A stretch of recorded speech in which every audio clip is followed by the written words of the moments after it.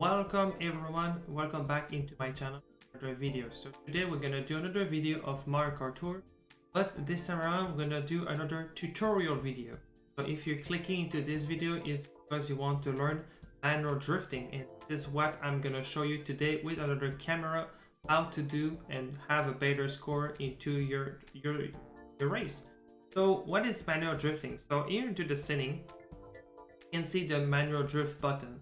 When you're a new player or a mid player or even an advanced player who want to learn manual drift, this setting is not check on.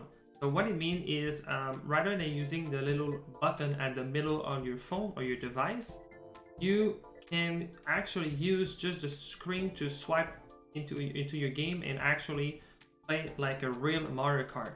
So what it actually does is the more you practice the manual drifting, you can have better points, and pretty much is what you want to learn if you're clicking on this video. So now I always play that since probably like a year now. It's of course it's a learning curve, and I have a very good tips for you to how to proceed to this. After that, you have the steer drift button. So pretty much what it does is actually show what I was referring to about the two methods I'm going to show you. So I'm going to show you the bad methods, what I don't really play right now, but this one can help into if you want to have a better turn, or if you need to like recapture line, so you can actually use this button to recover your drift. And that's why I have it on. Smart steering to the upper hand is if you want to do a shortcut. If this one is on, rather than if you have a mushrooms, you can actually use this setting to without, like, if you want to cut without the mushroom. So this is very important for that instance. If you just want to have the better combo as possible and you don't want to go into the grass or into the shortcut by accident, you can turn this on and you will never have this problem again. So, or if you want to play it in multiplayer, make sure to turn this off because you can actually use some shortcut, which is very useful. And the auto item, it's pretty much like every time you have a box, if you're holding an items when you play with this, every item would be removed into your inventory. You have a new set of items. But if you really want to have the best tips for manual drifting, make sure to have it on. So I'm gonna have all today. And also it's really dependent of if you play on portrait or landscape or even both. It's gonna really depend on your play style. Also, the people who play on portrait, which I do play, and some people who play on landscape. After that, there's a big difference into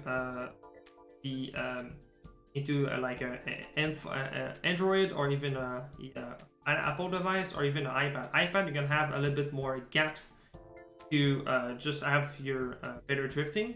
In terms of your phone, you can have a little bit more a small section to work with. And then also what is important too is it's depend of the players. Some players like to have, like, let's say like you with your fingers, you go more into the left side of the screen, and some people go more into the right side, or some people go on both. So yeah, it's really good, depend of your method of doing, but I'm always trying to drift into the left side.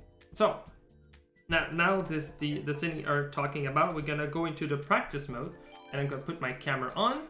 There we go. Now you can see actually my my hand here.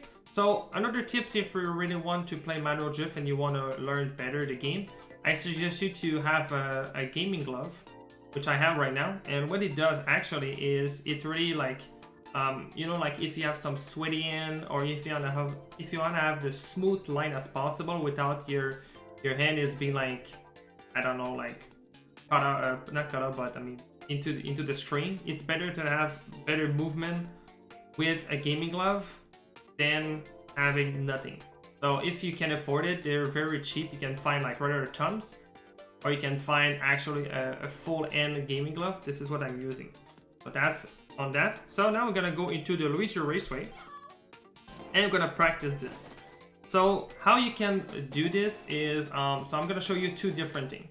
First off, I'm gonna see without manual drifting and what it looks like. So if a lot of the time, a lot of players will be like this. You have the steer button, which right here, and they're gonna play like this again. And then what it does is you try to do you can try to do like a drift, and you can try to do a turbo like this, but this is really like very hard to play with like that. And if you want to have like the best score as possible and the best line as possible, I would suggest you to manual drift. And now this is the difference into manual drift.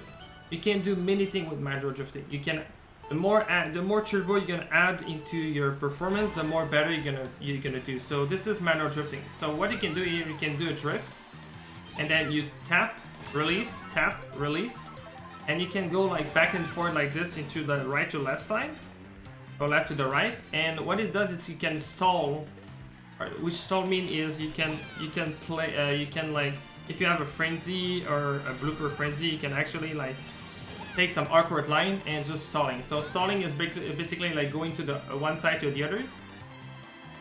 So this is stalling.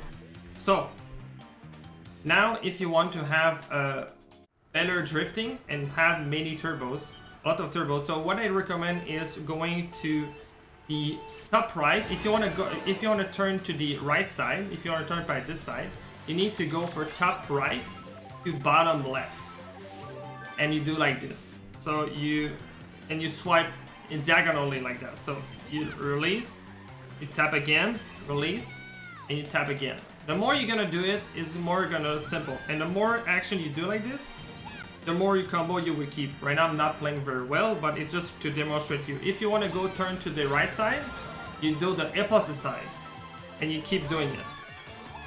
And now we get a frenzy, and you tap at the bottom, at the top if you're playing this.